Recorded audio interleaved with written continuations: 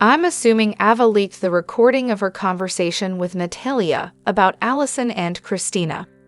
This is going to cause a lot of trouble. Ava has just escalated her conflict with Sonny. While I don't think this will damage Allison's career, Ava shouldn't have done it, knowing how protective Sonny is of his children. Any episode with Alexis is a pass for me. It's ironic that Ava is getting credit for releasing the audio. She must have her own secrets she wouldn't want exposed, and Alexis will likely uncover them. As for Avery's custody battle, given both parents' histories, the judge might decide Avery needs supervision from both. I knew Christina's involvement would be problematic. She's likely to selfishly want to take their baby. Whenever she appears, I fast forward. The same goes for Natasha. I'm not a fan at all. Ava seems incapable of improving her own life, so she tries to make others' lives worse. Unfortunately for her, Natalia is more liked than she is. So this will blow over quickly for Natalia, but Ava will face consequences.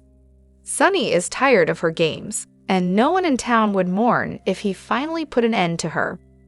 Hello everyone, welcome back to my channel, Messy Syrup. It's me, Abby, here. I hope everyone is having a wonderful day. Keep watching, so let's dive into today's video. However, Blaze already knew her mom's feelings, so this isn't a surprise. Ava is reverting to her old ways when things don't go her way, and even Trina is starting to see that. I preferred Ava's kinder side. I've never been a big fan of her character.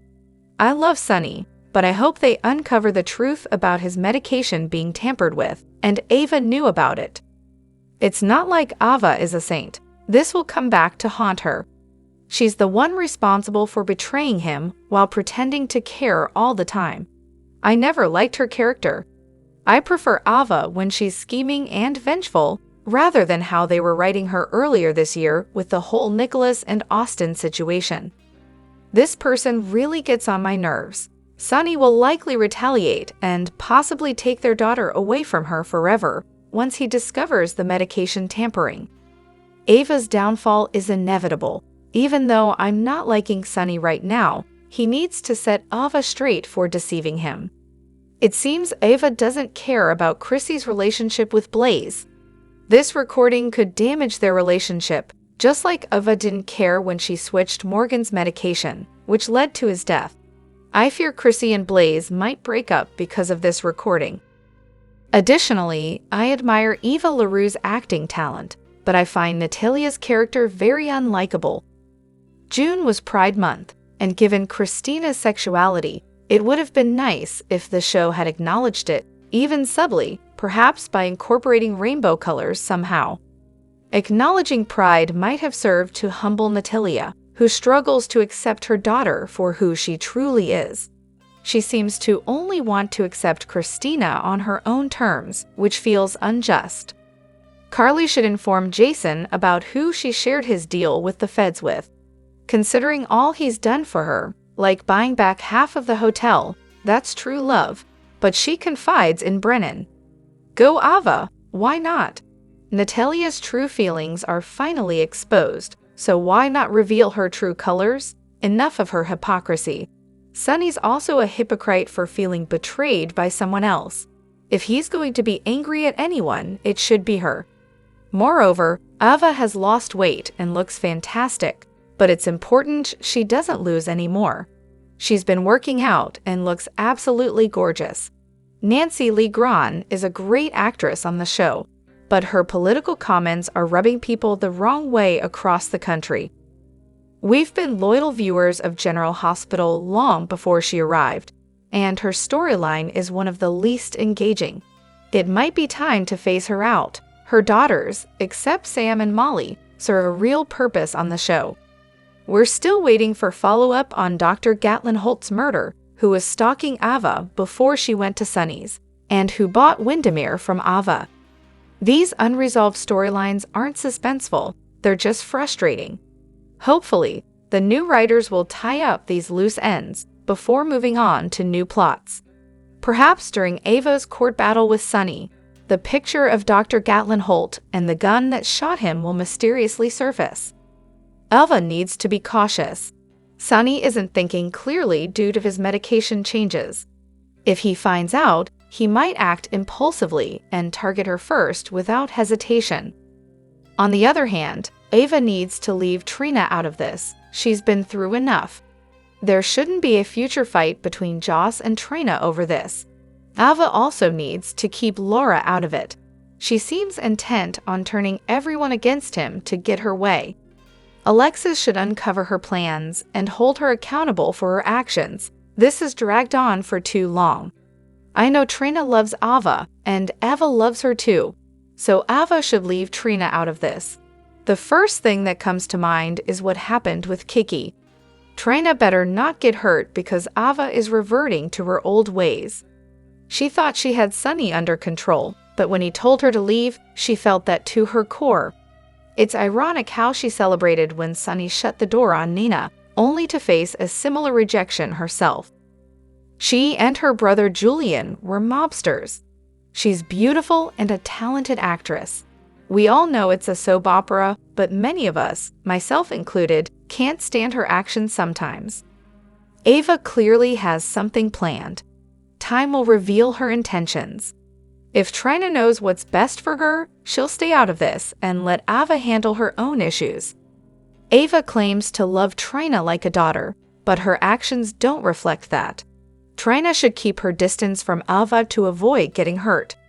However, why is there sudden concern for Trina now, when before, nobody cared about her grief over Spencer or the lack of scenes with her mom for comfort?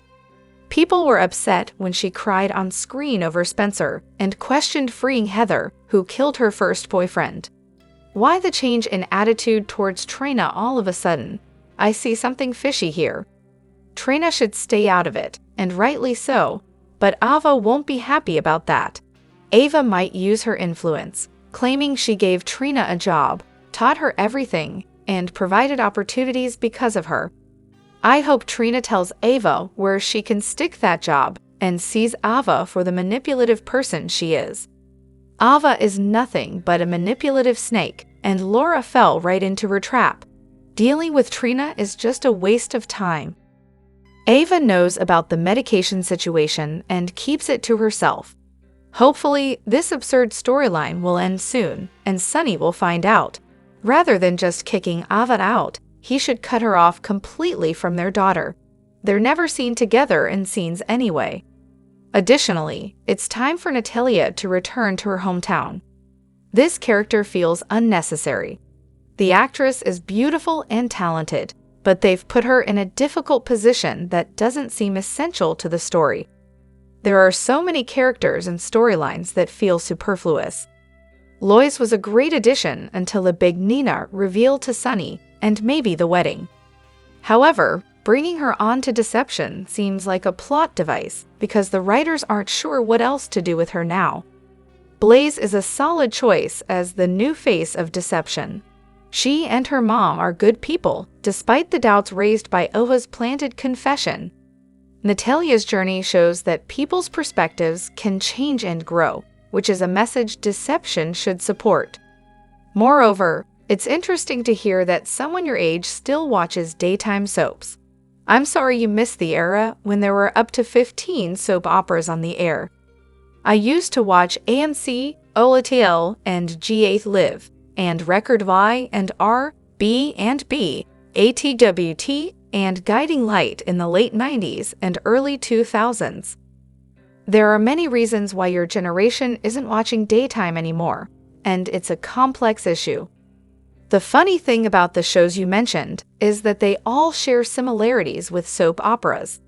In fact, nearly every prestige show is essentially a soap opera with fewer episodes, larger budgets, more explicit content, and darker themes.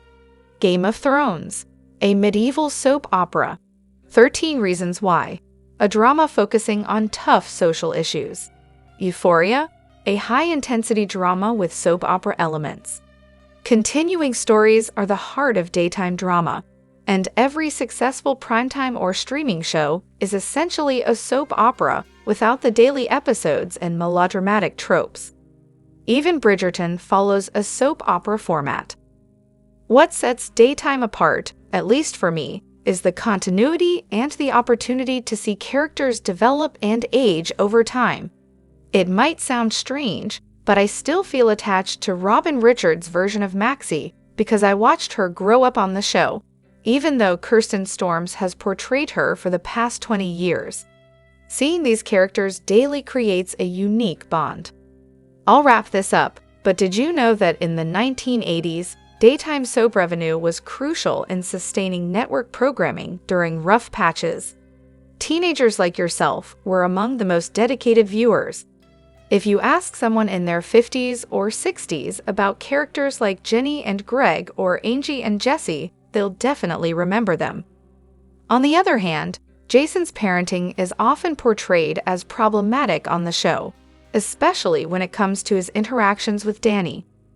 There's been a lot of discussion online about the unequal screen time and treatment between Jake and Danny by Jason, with Jake often receiving less attention. However, what concerns me more is not the exact minutes each child spends with Jason, but rather how they are used in the story and who benefits from these portrayals. Danny has been underused in recent storylines compared to Jake. When Danny does appear, it's typically to highlight Jason's virtues or to manipulate his parents' relationship dynamics. For instance, Danny has interacted with Patrick, Drew, before the recast, and Dante, but these moments tend to emphasize Jason's importance over Danny's own emotional needs. There have been missed opportunities to explore how Danny was impacted by Sam's incarceration or how he feels about his father's inconsistent presence in his life.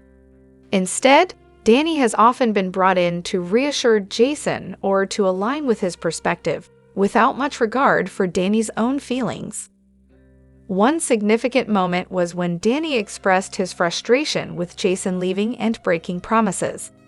This storyline ended abruptly in 2020 when Jason and Sam split. Since then, Danny's appearances have been sporadic, and his character development has suffered as a result. Recently, Danny's return in late 2023 didn't focus enough on establishing him as an individual.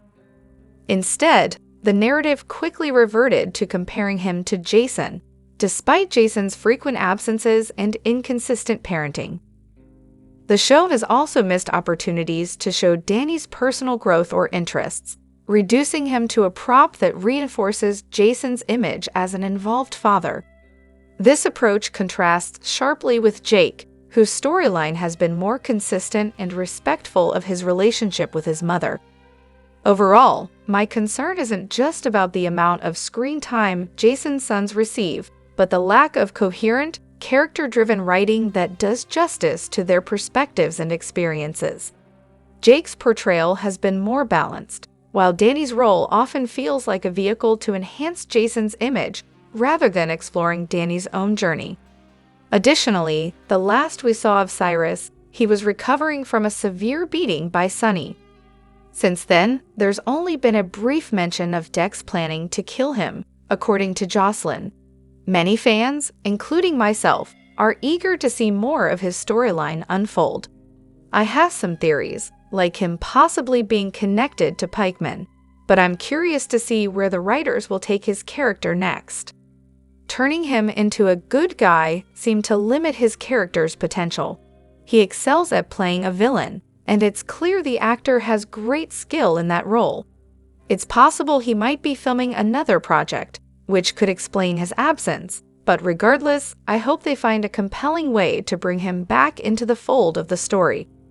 Moreover, I really appreciated Dan's recent actions. For a while, his character seemed a bit stagnant, but when he confronted Sam about her felony and reminded her of his role as a cop, I found it refreshing. The way he held her accountable despite their past together, especially since they got together after Lulu was comatose, was commendable. It's always bothered me how Dante is strict about following the rules while Sam often skirts around them. When Sam lectures others about the consequences of their choices or the legality of their actions, only to forget her own criminal past, it's frustrating to watch. What stood out to me was how Dante didn't contradict Sam's assessment of Jason's reasons for staying away as inadequate. Instead, he advised her to lie to Danny about these reasons, which I believe will eventually backfire on them all. Sam should have confronted Jason directly so that he could be honest with Danny and face his son's disappointment. I honestly don't understand why Sam confided in Carly instead of confronting Jason directly. It felt out of character and seemed solely done to give Carly information without her hearing it from Jason. It's disappointing how the show sometimes compromises character consistency just to advance certain storylines, like the forced emphasis on Charlie. I'm not alone in feeling confused by that scene, right? Sam confronting Jason would have been more fitting than confiding in Carly. It seems the writers are too eager to push certain narratives at the expense of character integrity. I found the potential trouble Spinelli could face with the FBI more intriguing than the ongoing drama between Dante and Sam. Spinelli's skills in hacking and his history of accessing sensitive information across Port Charles and beyond make his situation genuinely suspenseful. It raises questions about whether even Spinelli's cyber prowess can keep him safe from legal scrutiny now. Drop your thoughts in the comment section below. Do you agree or disagree? Don't forget to like, subscribe, and hit the notification bell for more updates. Your opinions matter, and I will see you in the next video. Thank you.